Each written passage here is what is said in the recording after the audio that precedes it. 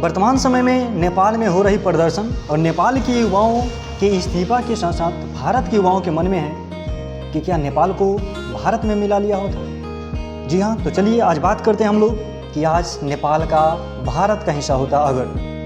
तो चलिए बात करते हैं नेपाल के उस दौर की सन 1949-50 की। सन 1949-50 की बात करते हैं। इस समय चीन में कम्युनिस्ट क्रांति शुरू हो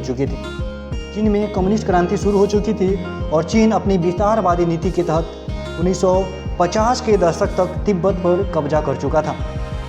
और उसी दौर में भारत और चीन के बीच स्थित एकमात्र हिंदू राष्ट्र नेपाल था, जो कि अपनी राजनीतिक अस्थिरता के दौर से गुजर रहा था।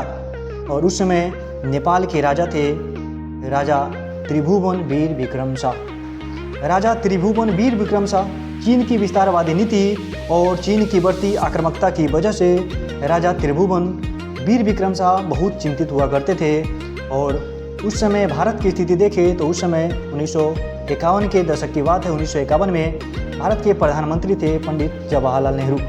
तो राजा त्रिभुवन वीर विक्रम शाह पंडित जवाहरलाल नेहरू को नेपाल को भारत में विलय कर देने और उसे भारत का एक राज्य बना देने का ऑफर दिया था, जिसे पंडित जवाहरलाल नेहरू ठुकरा देते हैं, यह कहकर कि नेपाल एक स्वतंत्र राष्ट्र है और उसे ऐसा ही रहना चाहिए। वहीं कहा जाता है इनकी पुस्तक